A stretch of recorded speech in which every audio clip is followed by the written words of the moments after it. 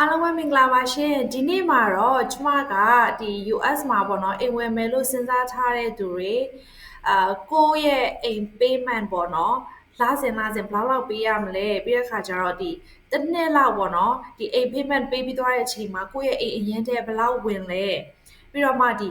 အတိုးအရင်ရောအားလုံးပေါင်းဘယ်လောက်ပေးရလဲဆိုတဲ့လူမျိုးပေါ့နော်မေးခွန်းတွေအတွက်ကျမကအရင်အဆင်ပြေတဲ့ calculator လေးတစ်ခုကိုကျမကပြပြပေးဖြစ်ပါတယ်ဆိုတော့ဒါကတော့ mortgage calculator ပေါ့နော် mortgage calculator တွေကတော့အများကြီးရှိတယ်ဒါပေမဲ့ဒီတစ်ခုကတော့အဆင်ပြေတယ်ပေါ့နော်ဆိုတော့ဒီတစ်ခုပါ mortgage calculator net ပေါ့နော် .net ဒီတစ်ခုလေးပါရှင်ဆိုတော့ဒီမှာဆိုရင်ကျမတို့ဒီအိမ်ဈေးကကြတော့လေဒါကတော့သူဖြည့်ထားပေးရပါတော့ကျမတို့ဘက်မှာတော့အိမ်ဈေး3သိန်းလောက်ဆိုတော်တော်ကောင်းနေပြီရှင်ဆိုတော့ကျမ3သိန်းလို့ဖြည့်လိုက်မယ်ကျမ down payment ကို20%ထည့်မယ်ပေါ့နော်ပြီးတော့အိမ်ဝယ်မယ်ဆိုလို့ရှိရင်ပေါ့နော် mortgage က30ကတော့ပုံမှန်ပဲပြီးတော့ interest rate ကတော့ဒါ example အနေနဲ့6.15ဖြစ်မယ်ဆိုတော့ဒီ December ပေါ့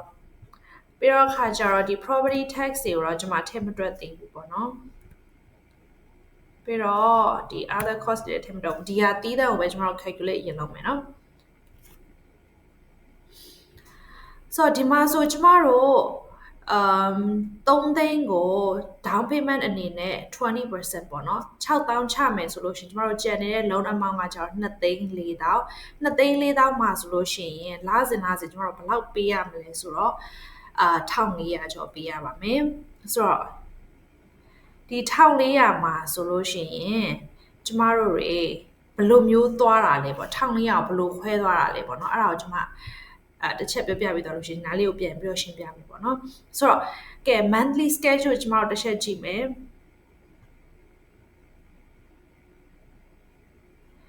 ကျမတို့ပေးရတာကတော့1400အတူတူပဲဒါပေမဲ့ဆက်စချင်းမှာဆိုလို့ရှိရင် interest ကို1200ကျော်သွားပြီးတော့မှအိမ်အရင်ထဲ principal တွေကိုကြတော့200ကျော်ပဲသွားတယ် okay เนาะ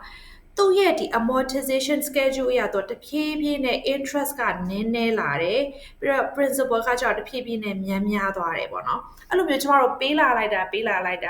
တစ်နှစ်ပြည့်သွားပြီဆိုရင်ကျမတို့ဒီ2,400,000တန်အိမ်အရင်ထဲကိုကျမတို့ဘလောက်ပဲဝင်လဲဆိုလို့ရှိရင်3,000တောင်မပြည့်ဘူးအဲ့လောက်ပဲဝင်တယ်အဲ့ဒီရဲ့အကျွေးကဘလောက်ကျန်လဲဆိုတော့ဒီမှာ2,3,900ကျန်တယ်ဆိုတော့ဒါကကြတော့ပုံမှန်mortgage ယူပြီးဆိုလို့ရှိရင်ဒီ amortization schedule တွေမှာအားလုံးကအတူတူပဲဆိုတော့တစ်နှစ်ကုန်သွားပြီးနောက်နှစ်ဆိုလို့ရှိရင်လည်းတော့တဖြည်းဖြည်းနဲ့ interest ကလျော့သွားမယ် principal ကတဖြည်းဖြည်းနဲ့တက်လာမယ်အမှကျမတို့ပေးလာလိုက်တာပေါ့နော် okay 9နှစ်ပြည့်သွားပြီဆိုလို့ရှိရင်ကျမတို့အကျွေးကဘယ်လောက်ကျန်လဲဆိုတော့ခါကြတော့2,200,000ကျော်ကျန်တယ်ဆိုတော့ကျမတို့ဒီမှာ